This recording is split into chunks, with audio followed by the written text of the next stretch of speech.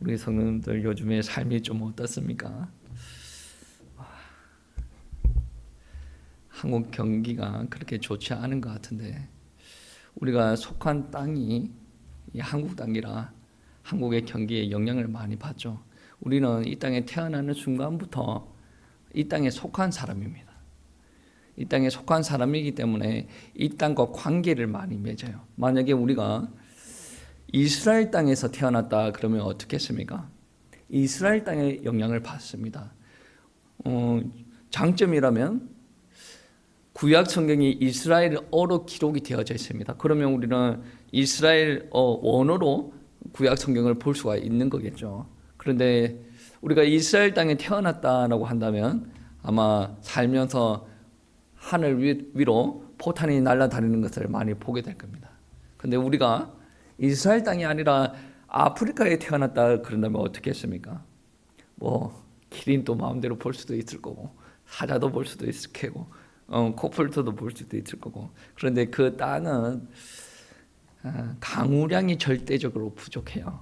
그러면 어떤 일이 일어나냐? 농사가 잘 지어지지 않습니다. 그래서 기근에 시달리는 일들이 벌어집니다.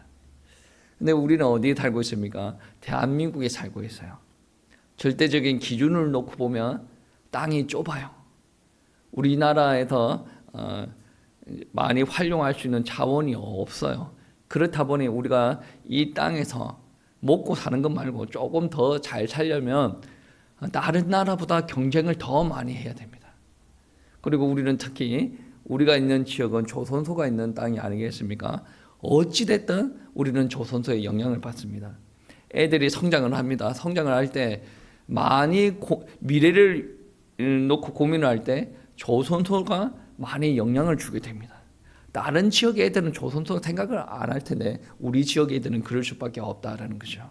그리고 제가 어릴 때는 IMF라고 있었어요. 그때도 우리 조선소가 이제 붐을 일으켰죠. 그것 때문에 우리 그 기간 때 우리 지역 사람들은 돈 때문에 걱정하는 일이 없었습니다. 그런데 이제 요즘에 보면 우리 지역 산업이 많이 힘들어졌어요. 그렇다 보니 좀 번화가라고 말할 수 있는데도 상가가 많이 빈 일들이 벌어지죠. 어찌됐든지 간에 우리는 그 땅에 살고 있으면 그 땅과 관계를 맺고 살아가고 그 땅에서 주는 것을 많이 누리게 되어지고 그 땅에서 주는 게 없다라고 한다면 좀 결핍 가운데 살아가게 되는 거죠. 우리가 이 땅에서 태어났을 때 땅과 관계를 맺고 살아갑니다. 땅과의 관계뿐만이 아니라 태어나면 사람과의 관계도 맺고 살아갑니다. 처음 맺는 관계가 누굽니까? 부모 아니겠습니까?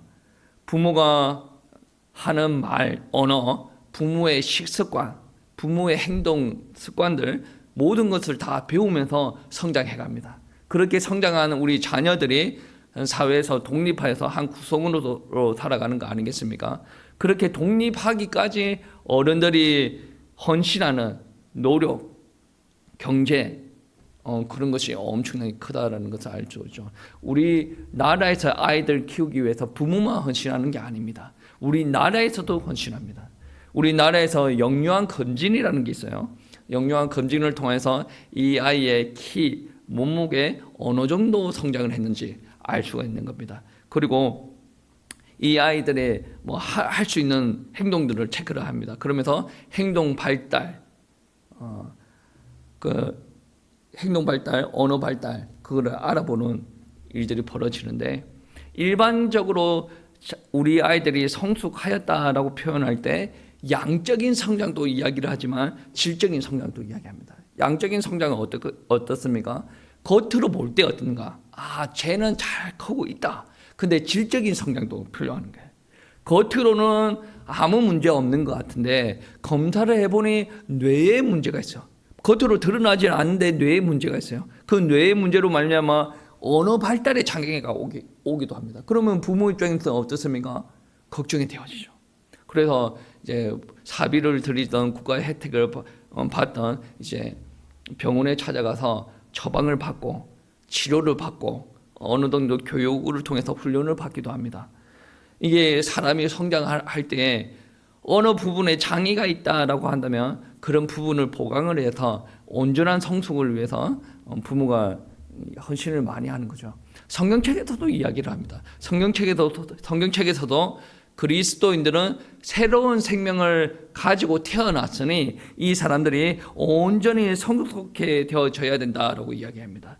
야고보서에서도 이야기하거든요. 뭐 지난주의 말씀이지만 1장 18절 말씀에서 보시면 우리는 말씀으로 새롭게 태어났다라고 이야기를 합니다. 물론 말씀으로 나았다라고 표현을 하지만 새롭게 태어났습니다. 그런데 새롭게 태어난 우리가 하나님의 자녀로 발달 장애에 머물지 않고 온전한 성숙으로 이루어서 하나님의 뜻을 이루어내야 된다라고 이야기를 하는 겁니다.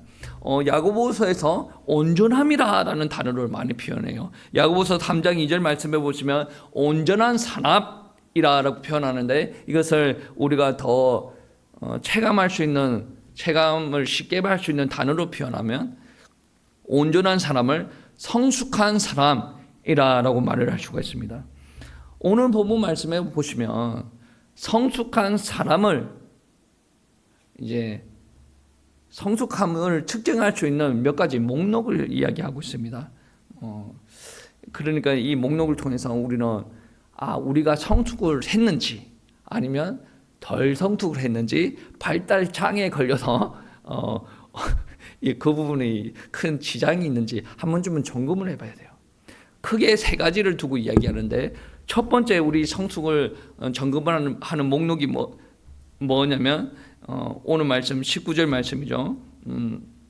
형제들아 너희가 알지니 여기서부터 첫 번째 목록이 나옵니다. 사람마다 듣기는 속히 하고 말하기는 더디하며 성내기를 더디하라. 첫 번째 목록이 이게 되어야 됩니다. 여러분은 듣기를 속히 하고 말하기를 더디하고 화내기를 더디해야 됩니다.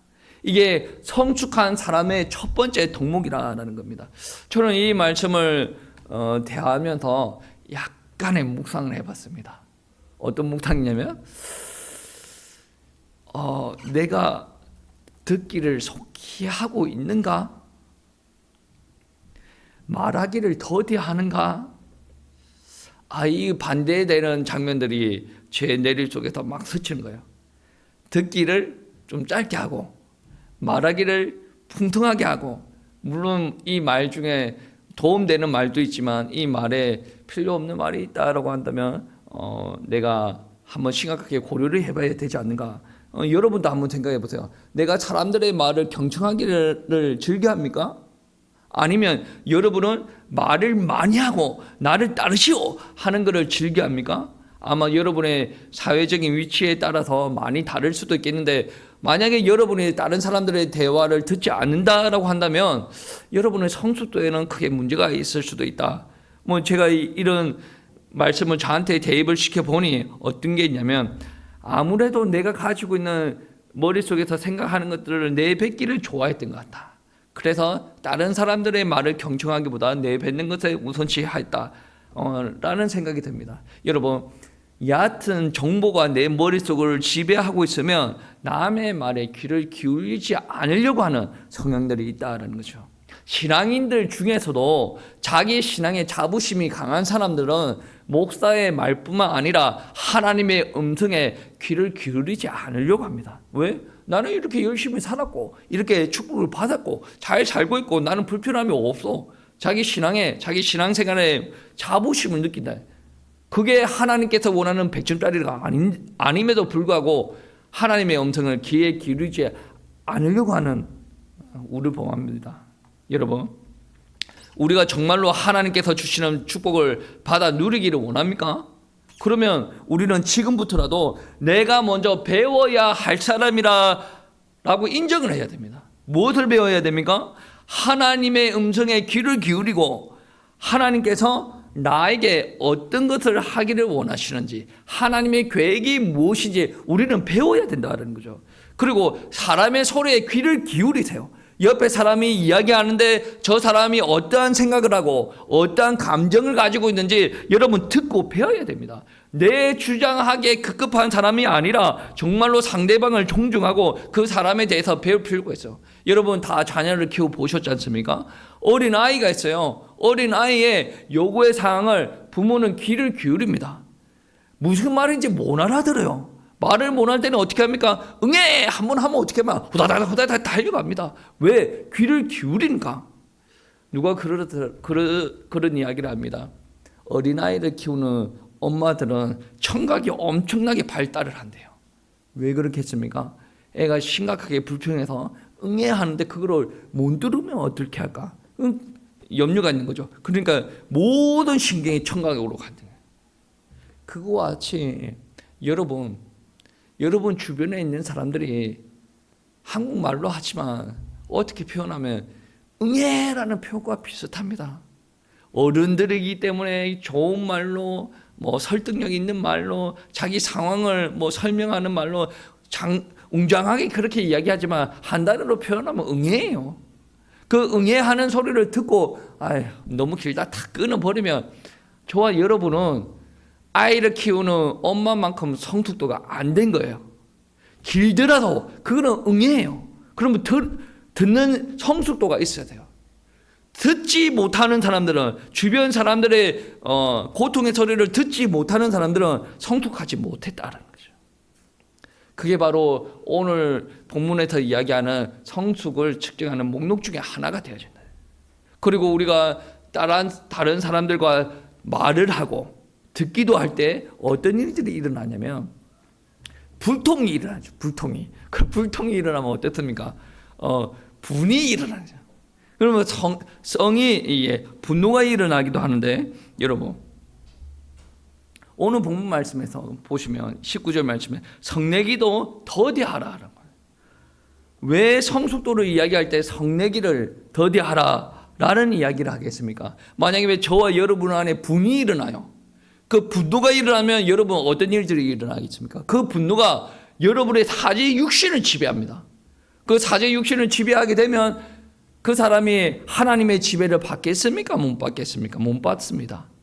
분노에 지배되는 사람들은 하나님의 다스림을 받지 못하고 하나님을 기쁘시게 하지 못한다라는 말씀입니다. 그래서 분내기를 더디하라라고 19절 말씀, 20절 말씀을 읽어보시면 이런 말씀이 있죠. 내 사랑하는 형제들아 너희가 알지니 사람마다 듣기는 속히 하고 듣기를 잘하라는 말이죠. 말하기는 더디하며 성내기도 더디하라. 사람이 성내는 것이 하나님의 의를 이루지 못함이라 라고 표현합니다. 여러분 분노 그 자체는 죄가 아닙니다. 여러분 주변에서 여러분 열받게 하면 여러분 열받는 게 죄가 아니라는 것입니다. 그런데 순간 분을 내는 것은 죄가 안 될 수가 있지만 그 분노 자체를 통제하지 못하는 것은 죄가 될 수도 있고 통제 안 되는 그 악으로 말미암아 여러 가지 하나님께서 원하시지 않는 일들이 벌어질 수가 있다. 그래서 우리는 어떻게 해야 됩니까? 분노를 다스릴 줄 알아야 돼요. 오늘 말씀에 보시면 분노를 완전히 삭제하라라고 이야기를 하지 않죠. 성내기를 더디하라. 나일 수도 있는데 더디하라라는 거죠. 에베소서 4장 26절 말씀에 어떤 말이냐면 분을 내어도 죄를 짓지 말며 해가 지도록 분을 품지 말라. 근데 분 자체가 죄가 아니라는 거죠. 분을 내어도 죄를 짓지 마라. 분 거꾸로 말미암아 이 육신의 일들을 하나님께서 원하시는 일들을 하지 않고 육신의 일들을 막 자기 마음대로 해 나가지 마라. 그게 죄가 될 수가 있다. 그리고 해가 지도록 분을 품지 말라. 이 말은 시간이 분을 해결해 준다라는 말이 아닙니다. 분이 났으면 수그러드는 시간들이 필요한데 그거를 너희들이 컨트롤하고 조절하라. 분을 해가 질 때까지 품고 있지 말아라. 근데 우리가 어떻게 그 분이 나가지고 막 웃고 하는데 그거를 어떻게 우리가 분을 품고 있지 않습니까? 여러분 가끔 주변의 사람들과 싸우면 그 싸움을 통해서 일어나는 분이 일평생 가는 사람들도 있지 않습니까? 그렇죠? 분이 안 사그라들어서 저 인간에는 내가 상종은 안 하겠다. 분명 안 사그라들죠. 성숙도가 떨어진다는 거죠. 제가 지적질하려고 이 말을 하는 게 아니라 우리가 점검해보자라는 거죠. 그러면 우리가 이 분노를 어떻게 조절을 할 수가 있습니까? 에베소서 5장 18절 말씀에 성령의 충만함을 받으라라고 합니다. 내가 분노가 솟을 때 어떻게 해야 됩니까? 하나님의 말씀을 기억하시기 바랍니다. 20절 말씀에, 오늘 본문의 20절 말씀에 어떻게 이야기를 하냐면, 사람이 성내는 것이 하나님의 의를 이루지 못한다. 내가 화를 내고 분을 내면 하나님의 뜻을 이루지 못합니다. 그러면 내가 하나님을 믿는다라고 하는 사람들이 하나님의 뜻을 이루지 못하는 분을 내고 다닙니다. 하나님께서 나를 좋아하겠습니까? 사랑하십니까? 사랑하지 않는 말과 좀 다르죠. 하나님께서 나의 행동을 좋아하겠냐라는 말입니다. 이거를 다스릴 수 있는 것은 바울 사도는 에베소서에서 성령 충만이라고 합니다. 여러분, 성령 충만을 계속 사모하시기 바랍니다. 그러면 어느 순간에 여러분의 분이 성령의 인도하심으로 말미암아 조절되는 일들을 경험하시게 될 것입니다. 여러분 성숙해야 됩니다. 왜 성숙해야 되냐면, 우리가 성숙을 하여야 하나님의 뜻이 이 땅에 이루어집니다. 우리가 관계에 맺은 땅과 우리가 관계에 맺은 사람을 통해서 하나님의 복음이 전달되어진다는 거죠. 우리가 또 오늘 본문 말씀을 통해서 우리가 성숙도를 점검할 수 있는 두 번째 목록이 있습니다. 그게 무엇이냐면, 하나님의 말씀을 잘 받으라는 거죠. 하나님의 말씀을 잘 받으라. 21절 말씀 우리 다 같이 합독하시겠습니다. 21절 말씀, 그러므로 모든 더러운 것과 넘치는 악을 내버리고 너의 영혼을 능히 구원할 바 마음에 심어진 말씀을 온유함으로 받으라. 말씀을 온유함으로 받으라라고 이야기를 합니다. 근데 21절 말씀에 걸음으로라고 이야기하죠. 이 걸음으로라고 이야기하는 것은 21절을 떼놓고만 이야기하는 것이 아니라 앞에 했던 이 성경 말씀과 관계 속에서 이루어지는 거예요. 앞에 어떤 말이 있습니까? 분을 내지 말아라. 왜 그러냐면, 그 성을 내면 너희가 하나님의 의를 이루지 못한다. 그래서 분을 내지 마라. 그 말씀과 연결시켜서 어떤 말입니까? 하나님의 뜻을 이루지 못하기 때문에 분을 내지 말고 온유함으로 하나님의 말씀을 받아라 라고 이야기를 합니다. 우리가 신앙생활을 하면서 말씀을 잘 받아야 됩니다 라는 말을 너무나도 많이 듣습니다. 여러분, 우리가 이 땅에 태어날 때 땅과 관계도 맺고 사람과 관계를 맺어요. 인간은 그렇게 관계를 맺습니다. 그런데 그리스도인들은, 하나님의 백성들은 하나님의 말씀과 관계를 맺습니다. 1장 18절 말씀에 어떻게 다시 우리가 태어나는데 말씀으로 말미암아 태어난다는 거죠. 하나님의 말씀으로 태어난 우리 그리스도인들은 그때부터 하나님의 말씀과 관계를 맺고 살아간다는 거죠. 그리스도인들은 태어나는 순간부터 하나님의 말씀과 관계를 맺습니다. 정상적인 생명을 잉태한 그리스도인이라고 한다면, 아이가 엄마의 젖을 사모하듯이 우리는 하나님의 자녀들 아니겠습니까? 그럼 하나님의 자녀들은 하나님의 아버지의 말씀, 우리에게 생명 주신 그 말씀을 사모를 하게 되어져 있다. 그리고 그 말씀을 간절히 사모하다 보면 그 말씀이 우리에게 말씀에 의도하시는 바가 있어요. 그러면 그 의도하는 대로 우리가 반응을 하게 되어집니다. 그 온전한 반응을 위해서 우리는 어떻게 해야 됩니까? 하나님의 말씀이 우리 심령 가운데 떨어졌을 때 그 말씀을 돌짝밭, 가시밭길 이렇게 만들지 말고 온전함으로 받아들이라 라고 해요. 온유함으로 받아들이라. 오늘 본문 말씀에 온유함이라는 말이 있고, 그 그러므로 앞에 있는 말에는 분노가 있습니다. 온유함과 분노는 상대적인 말 아니겠습니까? 여러분 화를 낼 때, 성을 낼 때 여러분은 어떤 경우에 이런 화를 내십니까? 내가 생각하는 바가 있어요. 그런데 내가 이야기를 합니다. 그런데 그 상대방이 내 말을 듣지는 않아요. 계속 내 말이 틀렸다라고 이야기를 합니다. 그때 어떤 감정이 일어나죠? 기분이 상하고 화가 나기 시작합니다. 그 분노가 교만의 극치의 표현이다라는 거죠. 이 교만이 극치에 달했을 때 하나님의 음성이 들려도 하나님의 말씀이 내 마음에 심겨지지 않습니다. 화내는 것은 겸손과 정반대의 이야기예요.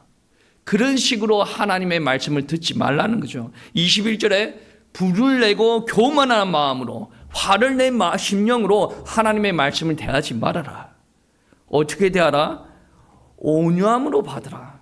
오늘 말씀은 이제 개역개정 말씀인데 현대인 성경에서는 어떻게 표현하고 있냐? 온유함으로 받아라라는 말을 겸손히 받아들여라라고 해요. 하나님의 말씀을 교만하게 받아들이지 말고 겸손하게 받아들이라. 마음이 번잡할 때는 하나님의 말씀이 들어오지 않습니다. 내 마음이 고요해져야 하나님의 말씀이, 그 섬세하신 하나님의 말씀이 들리기 시작한다는. 어떠한 신학자는 이렇게 이야기를 합니다. 나와 말씀과의 거리는 나와 하나님과의 거리와 같다. 하나님의 말씀을 자주 듣는 사람들은 하나님과 가까운 사람이다. 하나님의 말씀을 듣기를 더디하는 사람들은 하나님과 거리가 먼 사람이다. 우리 성도님들은 정기적으로 하나님의 말씀을 잘 듣고 있습니까? 그러면 하나님의 말씀과 가까운 사람입니다. 겸손하게 하나님의 말씀을 잘 받아들이고 있습니까? 그것은 이제 하나님의 말씀에 경청을 하고 있다라는 뜻입니다. 성숙한 사람들은 하나님의 말씀을 경청을 하고 온전히 잘 받아들입니다. 여러분, 이것도 바로 성숙의 척도가 되어진다는 거죠. 내가 알고 있는 하나님의 말씀, 알고 있으니까 그냥 그거는 이제 기대가 안 되어진다는 거죠. 여러분, 하나님의 말씀에 온유하라 라는 것은 여러분 몇십 년 동안 들었던 말씀이기도 합니다. 근데 어느 순간에 온유함이라는 단어가 내 심장에 탁 꽂혔어요.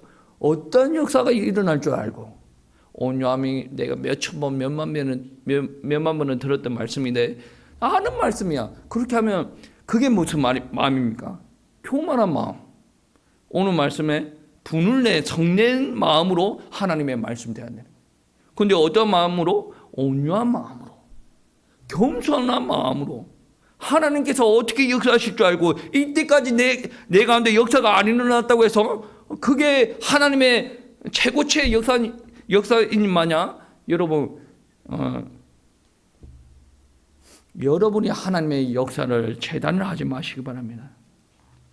말씀을 듣는 것은 변화의 시작입니다. 그러나 말씀 듣는 것만으로는 변화가 일어나지 않습니다. 여러분, 성숙도를 점검할 수 있는 목록 중에 한 개가 또 포함이 되는데 그 목록 중에 하나가 무엇이냐면 말씀을 실천하라라는 거죠.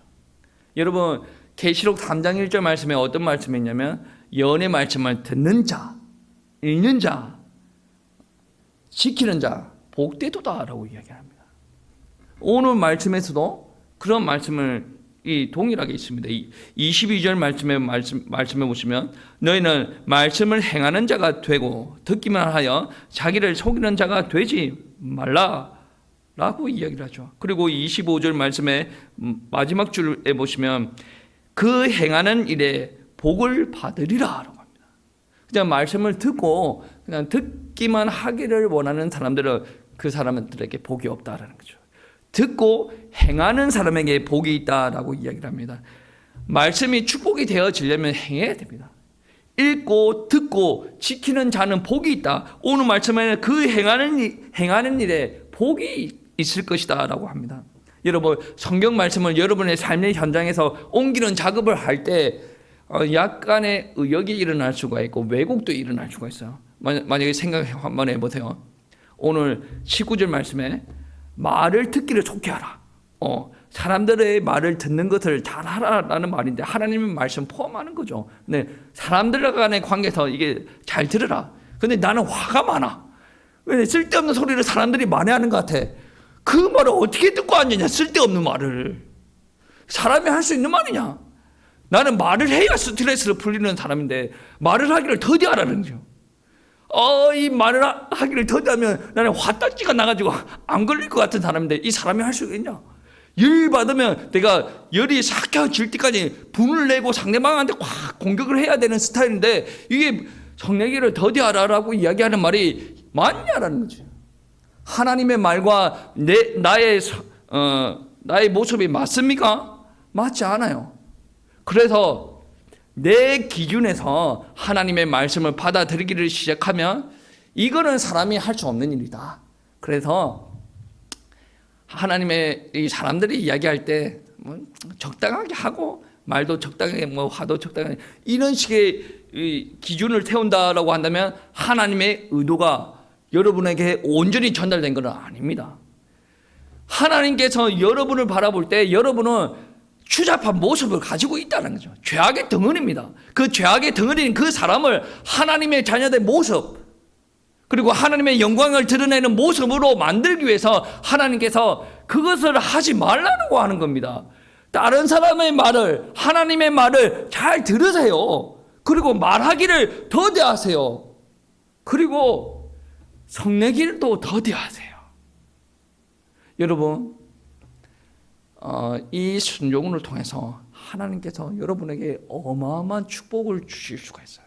여러분이 만약에 어떠한 문이 막혔다라고 한다면 하나님의 말씀에 순종을 할 때 하나님께서 이 땅에서 일어나지 않았던 일들도 여러분에게 하실 수가 있는 분이 바로 하나님입니다. 그래서 야고보가 비유컨대 어떤 말을 하냐면, 사람들은 거울을 보는데 거울을 보면 어떻습니까? 분명히 나를 볼 수가 있어요. 근데 그 거울로 보는 것은 나의 생김새만 보는 거지 나의 속마음까지는 볼 수가 없다. 그런데 율법은 내가 죄인이고 내가 나쁜 사람임을 보여주는 거다. 그러니까 내가 율법 앞에 온전히 섰을 때만이 어떤 것을 느낄 수가 있다는 거죠. 내가 얼마나 죄인인지, 처절하게 마귀의 손 안에 잡혀가지고 들어온 일을 하고 다는지 율법 안에서만 나의 그것이 점검이 되어질 수가 있다는 것이죠. 그렇게 점검이 되어지고 나면 우리는 행동을 할 수가 있고, 그 행동을 하고 난 다음에 하나님의 복이 임한다는 거죠. 여러분, 오늘 말씀은 지적질이 아니라 점검입니다. 오늘날 교회 다니는 사람들 중에 하나님의 복음 앞에, 율법 앞에 서 있기보다는 거울 앞에 서 있는 사람들이 많아요. 그래서 거울 앞에만 서도 주변 사람들한테 인정을 받아요. 뭐 옷도 예쁘게 입고 화장도 잘하고, 그리고 거울로 딱 비춰봤을 때 드러나는 모습들 있지 않습니까? 내가 예배를 몇 번 드리고 헌금을 몇 번 하고 뭐 내가 헌신을 얼마나 많이 하고, 그것만 하더라도 우리의 경험에 우리 신앙의 성숙도가 어느 정도 점검이 된다라고 표현하죠. 왜 그러냐면 너무나도 오늘날 사람들이 헌신 안 하고 헌금 안 하고 막 그러니까 점검이 되어지는데, 오늘 야고보는 성숙도를 측정을 할 때 그 성숙도의 기준을 예배 횟수, 기도 시간, 헌금 액수, 헌신 정도를 평가하지 않습니다. 무엇을 두고 평가를 하냐면 일상적인 언어 생활을 두고 평가를 합니다.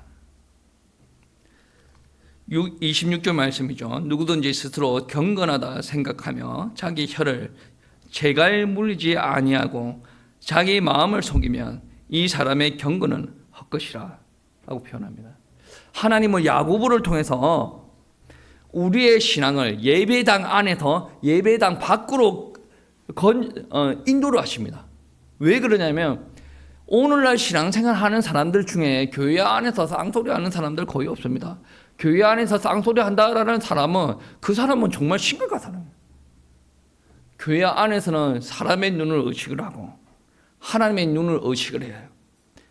여러분, 쓰여지는 여러분의 언어 자체가 거룩한 말이 되어야 되고 사랑의 언어가 되어야 되고 하나님을 영광스럽게 하는 언어가 되어야 돼요. 이게 되어지지 않는 사람들은 성숙도에 치명적으로 문제가 있다는 거죠. 근데 대부분 사람들은 교회 안에서는 그렇게 아름다운 말을 사용을 하는데 교회 밖으로 가면 일상으로 돌아가게 되면 어떠한 이야기를 한다는 거죠. 혀에 재갈을 물리지 않고 재갈을 풀어버려. 교회 안에 있을 때는 눈치가 보이니까 혀에 재갈을 물려놔요. 일상생활을 돌아가면 혀의 재갈을 풀면서 어떤 일들이 일어나냐.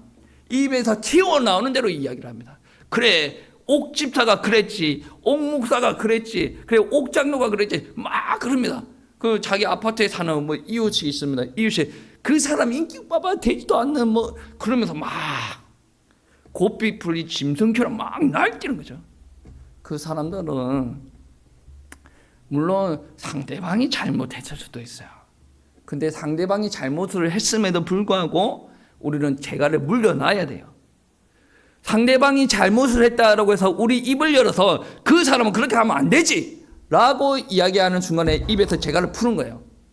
그게 뭐냐면 거짓 경거리는 거예요. 아무리 예배를 많이 드리고 헌신을 많이 하고 기도 양이 많다라고 하더라도 예배에서 막 고삐 풀린 짐승처럼 막 함부로 이야기하고 돌아다니고 내 마음에 풍기는 걸 그냥 이야기하고, 이거는 성숙한 사람이 아니라는 거죠.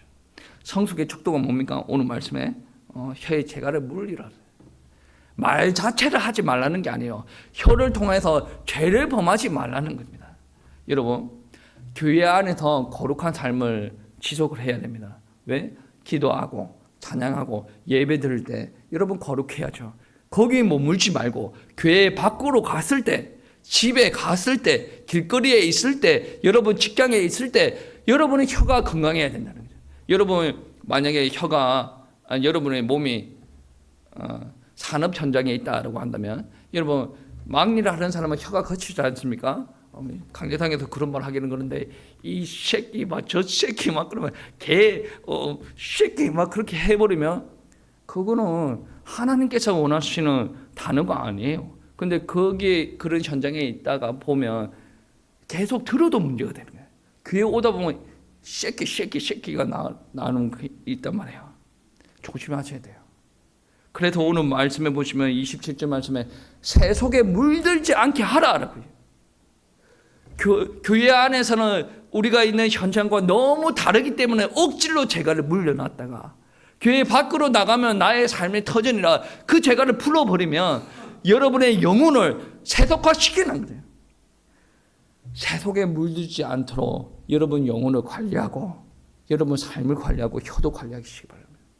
하나님께서는 우리에게 자꾸 거룩한 성품을 주셔요. 그 거룩한 성품을 교회 안에서만 말고 우리 삶의 현장에서도 거룩해야 됩니다.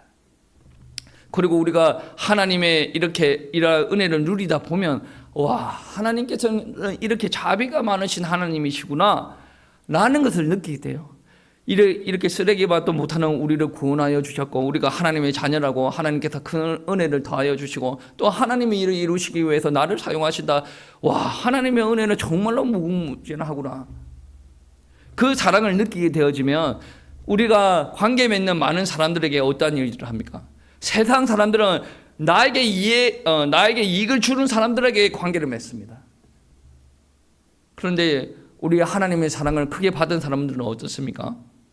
나에게 유익을 주지 않더라도 오늘 27절 말씀에는 고아와 과부한테도 사랑을 베풀라라고 이야기합니다.